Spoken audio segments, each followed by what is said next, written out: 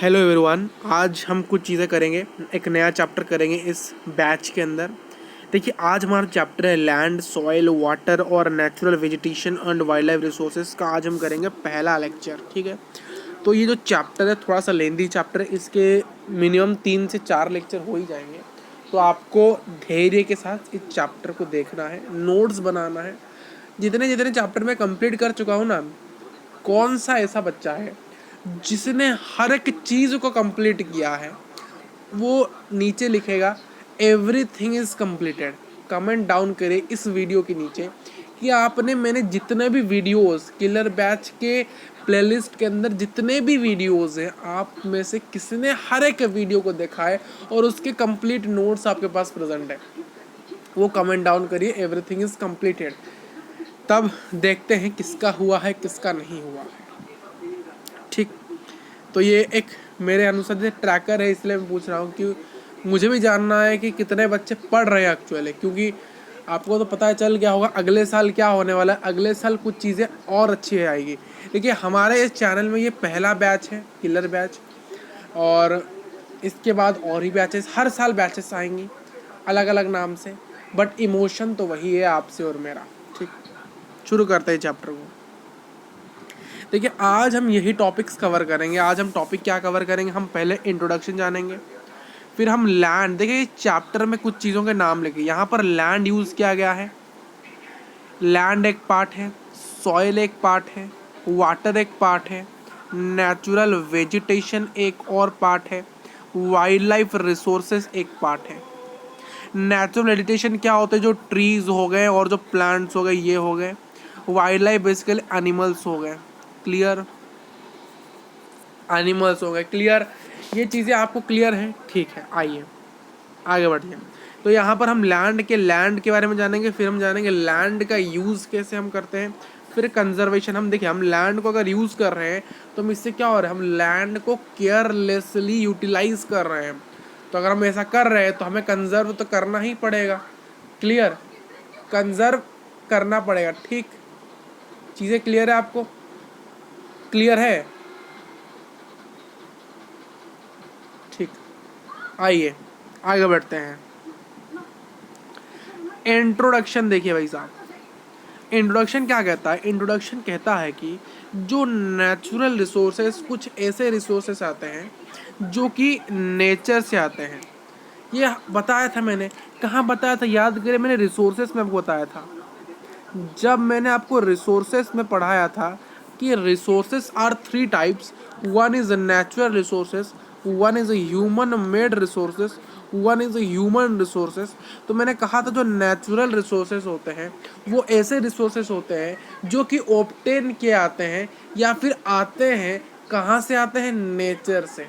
जो resources nature से obtain होता है, नेचर से कॉन्सफर्म होता है, नेचर से ही आता है, जो रिसोर्सेस नेचर से ही बनता है, उसको हम नेचुरल रिसोर्सेस कहते हैं। जैसे कि लैंड हो गया, वाटर हो गया, एयर हो गया। देखिए, land, soil, water, then natural vegetations, then wild life resources, ये सभी के सभी एक प्रकार के क्या है, नेचुरल रिसोर्सेस, ठीक। तो लैंड भी एक नेचुरल रिसोर्सेस है, लैंड भी एक नेचुरल रिसोर्सेस है, सॉइल भी एक नेचुरल रिसोर्सेस है, वाटर भी एक नेचुरल रिसोर्सेस है, नेचुरल वेजिटेशन भी एक नेचुरल रिसोर्सेस है, और वाइल्ड लाइफ भी एक नेचुरल रिसोर्सेस है। आगे बढ़ते हैं। लैंड क्या है, land, one of the most important natural resources. ये बहुत इम्पोर्टेंट और महत्वपूर्ण एक रिसोर्सेस है, natural resources. It covers 30% of the total area of the earth surface, however all plants are not habitable. देखिए, अगर मैंने अर्थ, ये हम कहाँ रह रहे हैं, हम पृथ्वी में रहते हैं दोस्त। हम कहाँ रहते हैं, पृथ्वी में रहते हैं, यानी अर्थ में रहते हैं। तो मान लो पूरे अर्थ को मैं 100% मान लेता हूँ।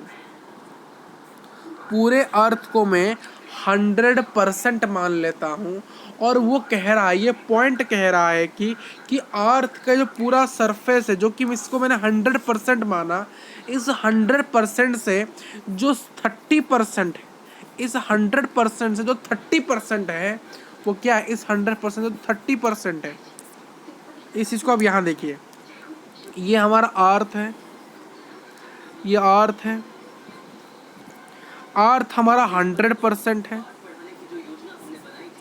और इस अर्थ में जो 100% से जो 30% है, जो 30% है अर्थ के सरफेस से, जो कि लैंड है, यानी अर्थ में 30% ही सिर्फ लैंड है।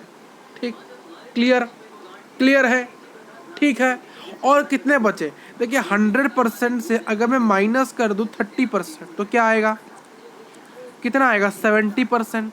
तो ये 70% क्या है, वाटर है।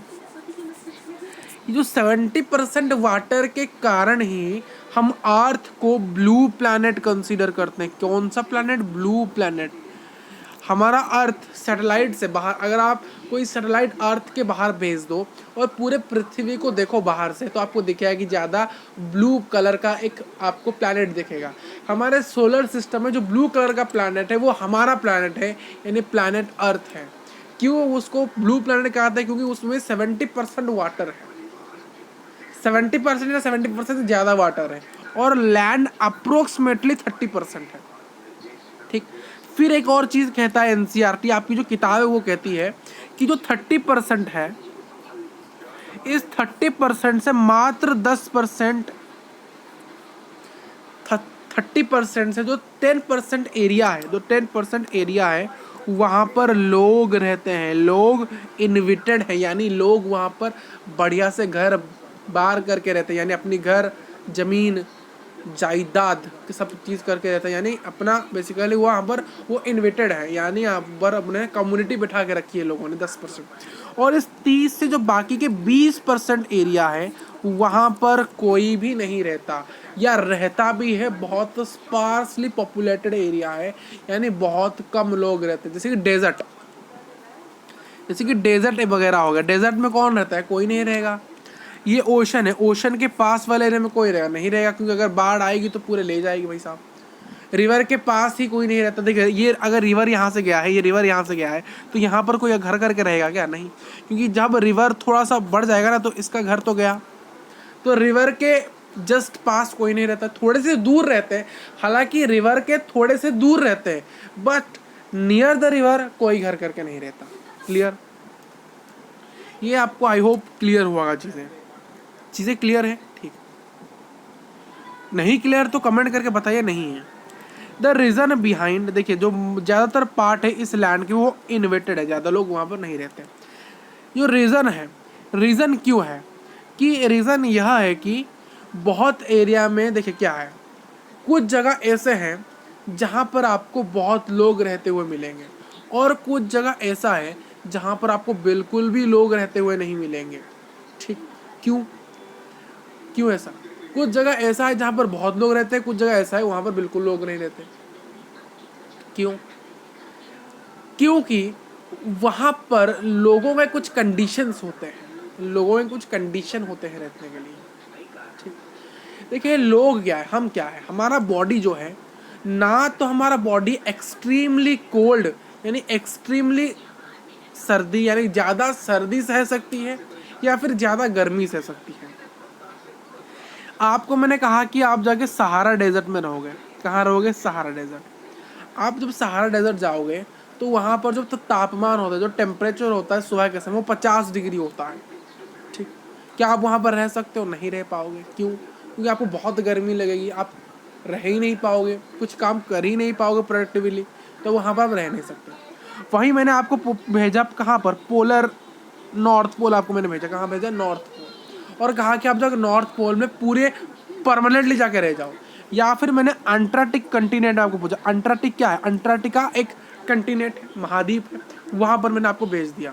आपको कहा कि आप परमानेंटली जाके वहाँ पर सेटल हो जाओ, क्या आप हो सकते हो, नहीं, क्योंकि वहाँ पर जो टेम्परेचर वो माइनस में है, तो आप एक्सट्रीमली कोल्ड या फिर एक्सट्रीमली हॉट वेदर को नहीं सह सकते।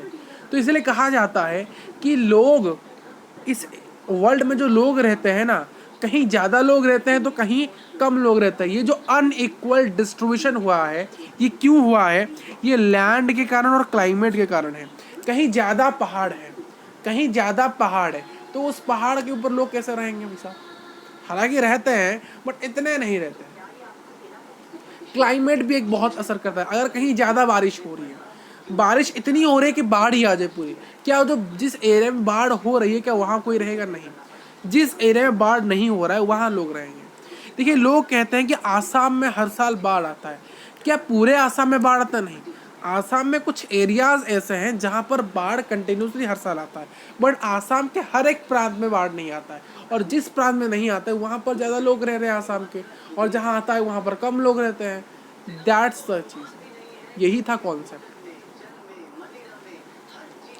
जिस एरिया में बहुत कम लोग रहते हैं, यानी जो स्पार्सली पॉपुलेटेड है और अनइनहेबिटेड है, वो क्यों है?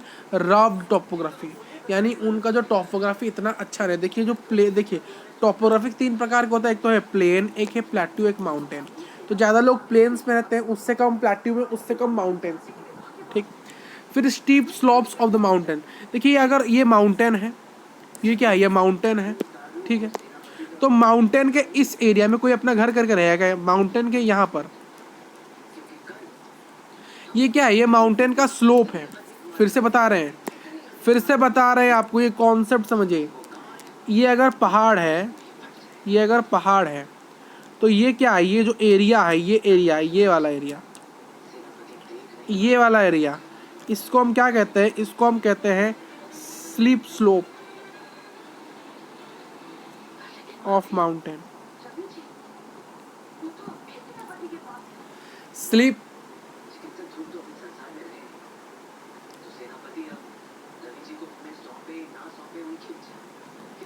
Sleep slope of mountain, sleep slope of mountain, यानी ये जो एरिया, जो झुका हुआ एरिया, ये अगर पहाड़ है तो ये जो झुका हुआ एरिया, ये जो स्लोप है, ये जो स्लोप है, इसको हम स्लीप स्लोप कहते हैं।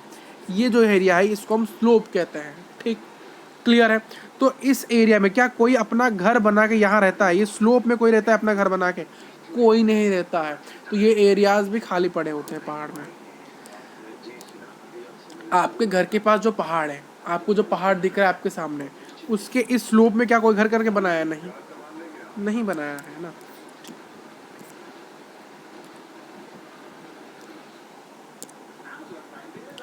Then low lying areas, sustainable water logging and desert areas, thick forest area.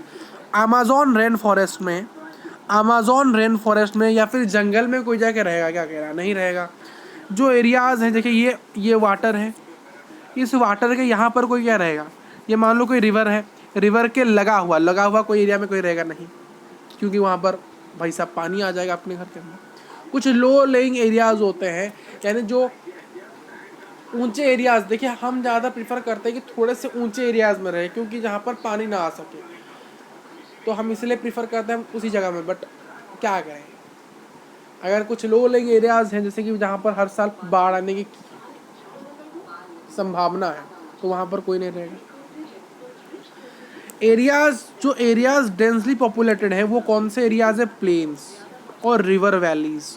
यानी रिवर तो नहीं, रिवर के पास वाले एरियाज नहीं, रिवर वैलीज, वो एरियाज प्लेन्स हो गए। ये क्या है? डेंसली पॉपुलेटेड है, क्योंकि यहाँ पर एग्रीकल्चर और लैंड के लिए सुइटेबल एरिया है। ठीक, पंजाब एरिया, पंजाब में जो खेती होती है वो बहुत बड़े बड़े प्लेन एरियाज में होती है। लैंड का यूज़, हम अपने ये लैंड को डिफरेंट पर्पस के लिए यूज़ करते हैं। फॉरेस्ट करने के लिए, एग्रीकल्चर करने के लिए, खेतीबाड़ी करने के लिए, घर बनाने के लिए, माइनिंग करने के लिए, रोड्स बनाने के लिए, इंडस्ट्री बनाने के लिए। हम लैंड को जब डिफरेंट पर्पस के लिए यूज़ करते हैं, उसी को हम कहते हैं कि हमने लैंड यूज़ किया है। देखिए, कुछ फैक्टर्स हैं जो कि लैंड को डिटरमाइन करते हैं। लैंड एक जगह का कैसा होना चाहिए, कुछ फैक्टर रिस्पॉन्सिबल है उसके लिए। पहला, टोपोग्राफी, प्लेन है, प्लेट्यू है या माउंटेन है, कैसा है। सॉइल, उस जगह की मिट्टी कैसे, अगर मिट्टी अच्छी है तो लैंड भी अच्छा होगा। क्लाइमेट कैसा है, अगर क्लाइमेट बढ़िया है तो लैंड भी बढ़िया होगा। मिनरल क्या पाया जाए, अगर लैंड के पास कोई मिनरल पाया जाता है, या बक्साइड मिलता है, या फिर कोई कोयला मिलता है, कुछ ज़्यादा मिलता है, तो वहाँ पर ज़्यादा लोग रहेंगे, ज़्यादा एम्प्लॉयमेंट होगा। अगर कुछ एरियाज है जहाँ पर बिल्कुल पानी नहीं है, पानी पीने को ले नहीं, तो क्या वहाँ लोग रहेंगे? नहीं। तो पानी पीने के लिए जहाँ है और पानी के लिए पानी को यूज़ करने की जगह जहाँ है वहाँ पर ज़्यादा लोग रहेंगे। कुछ इंपॉर्टेंट फैक्टर और भी हैं जो कि लैंड यूज़ के पैटर्न को डिटरमाइन करते हैं, जैसे कि एक तो है ह्यूमन फैक्टर, हम, जैसे कि पॉपुलेशन। पॉपुलेशन कहाँ ज़्यादा होती है? जहाँ लोग, लैंड अच्छा हो। एक है टेक्नोलॉजी, जिस एरिया में, जिस लैंड में जो सुइटेबल है टेक्नोलॉजी को प्रैक्टिस करने के लिए वहाँ पर भी ज़्यादा लोग रहते हैं।